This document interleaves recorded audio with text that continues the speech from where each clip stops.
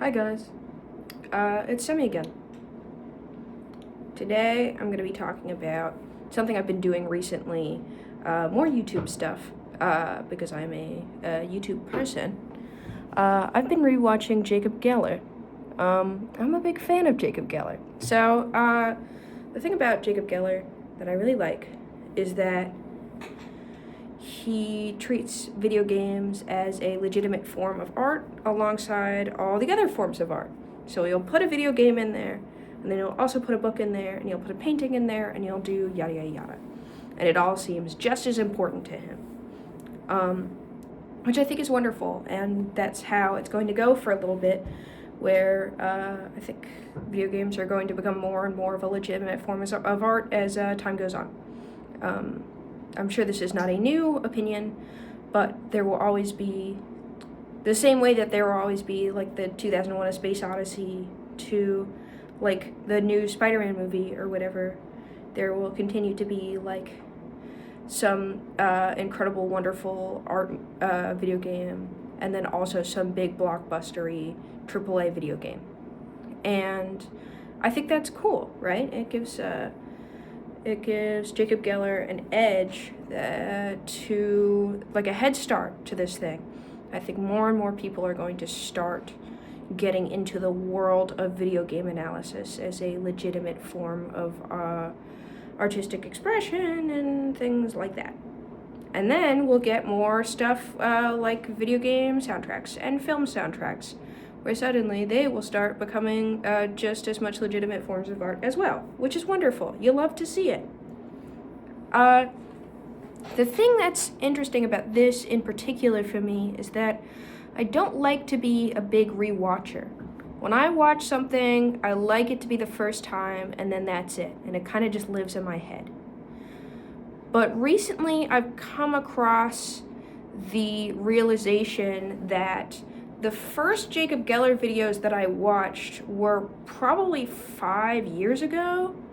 And obviously from then, I think the channel was like 2 years old, which means now it's about 7 years old. And a lot has been lost out of my mind in those 5 years. I just turned 20 about a week ago. Happy 20 to me. Happy I finally hit double digits. And, sorry. I say that on everyone's birthday, no matter what age they turn. Congratulations on hitting double digits. Steal that from me if you want, I guess. Sorry. Anyways, Jacob Geller's account is older than, I've known him longer than YouTube has not known of him, I guess, at this point. I've been there for over half of his channel growth, which is wonderful. And I've watched him go from, like, some guy who writes video essays to now he has 2 separate published essay books, and he's got all sorts of merch and stuff. And I used to have Jacob Geller merch, and I don't know what happened to it, which is unfortunate. But anyways, yeah, it's weird rewatching stuff for me, because in some ways I don't remember it as well as I would like to, but in other ways it feels like the ultimate version of wasting my time. And of course, I already know that I like them and that I got something out of them the first time, so maybe going back the second time isn't that big of a deal. But in my mind, it's like I want to spend as much time as possible soaking up new stuff, new information. However, here's my caveat. If I really was like this, I would spend a lot less time on YouTube, I think. Because I've been thinking about it, and I think it's kind of silly that I think that I'm not wasting time on YouTube when a lot of the stuff I watch is stuff that has absolutely no value to me whatsoever.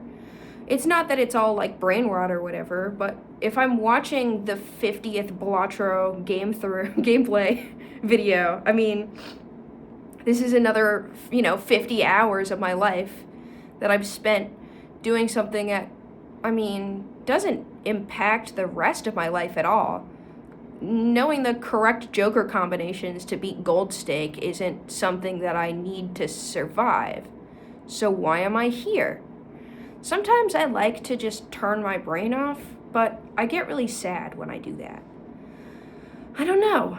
And it's a weird time in my life right now because I'm transferring colleges in a couple weeks. I'm almost done with the semester. Our breaks are a little funny here, so we get out in late April, early May. And it is currently early mid-April at the moment. So I've got 2.5 more weeks of school and then maybe an extra half a week more of other stuff, tests and whatnot. It's a weird feeling because it feels like while I'm still here, I don't know what to do. And I don't like feeling like I don't know what to do. Usually I have some sort of art project that I'm working on, or I have friends that I'm hanging out with or something. And I consider every friendship, every little talking moment to be valuable, no matter what I'm talking about, because I'm talking to other people, and that's valuable in my life. But I don't have very many friends here, and I spend a lot of time doing nothing alongside other people on the internet, which there's nothing wrong with, but it doesn't make me feel very fulfilled. And so recently I've been wondering what art project I should come up with next. With all sincerity, I'm supposed to be working on an orchestral piece right now because I finished my piece for trumpet and piano, and I said I would work on an orchestra piece afterwards, and I've done maybe a little bit of a sketch, and I don't like it very much. The way I would like to do my composition stuff is to take a little break in between my pieces and think about, okay, this is what I want to happen, and this is how I want it to happen, and then plot it out and spend a bunch of time doing that. But because of my mandatory 8-hour-a-week composition schedule that I have to have, I'm not really afforded that. And honestly, if I'm going to be a professional composer, I won't be afforded that. So it's not that big of a deal in that way.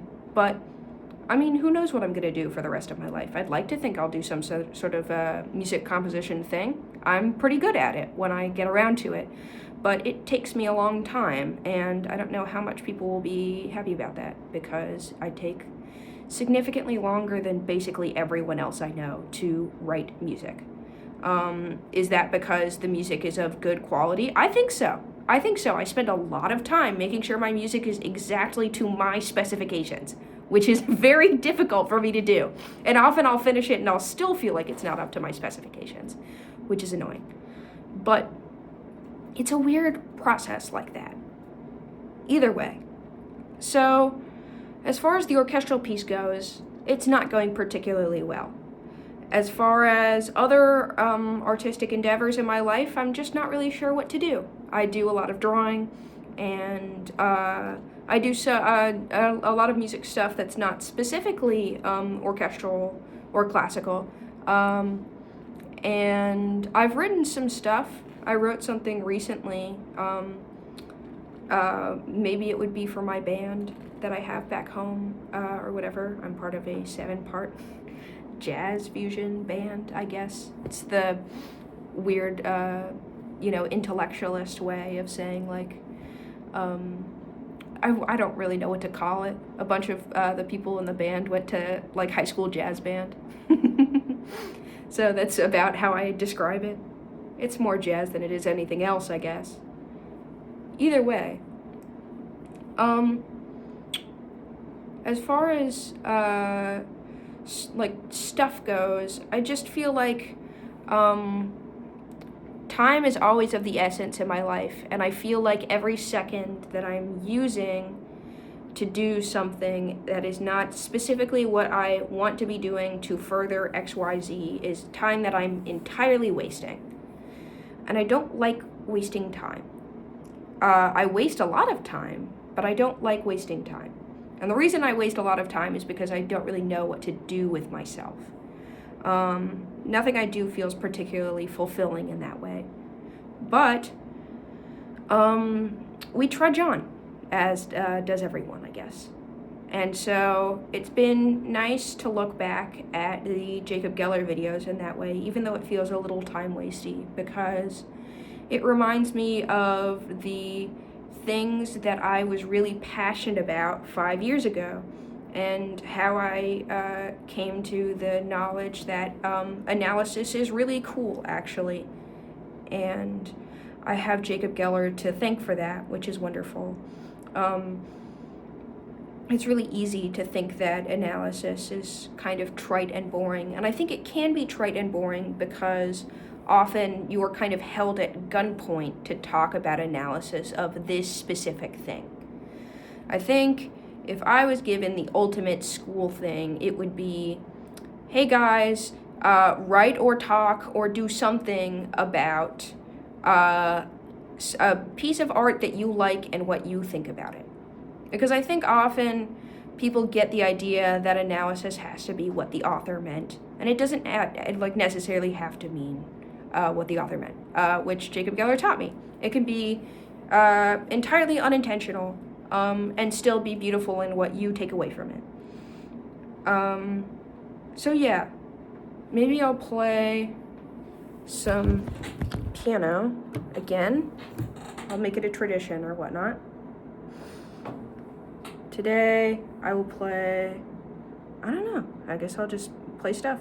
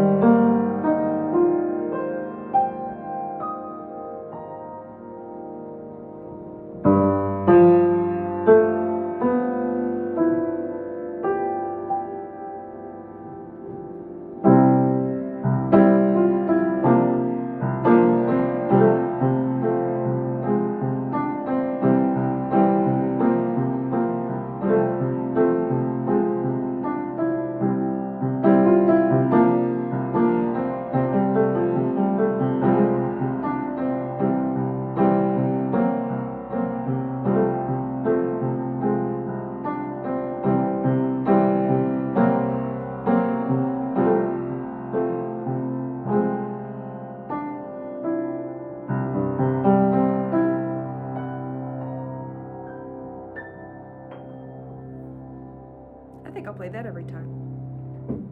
Thanks, guys.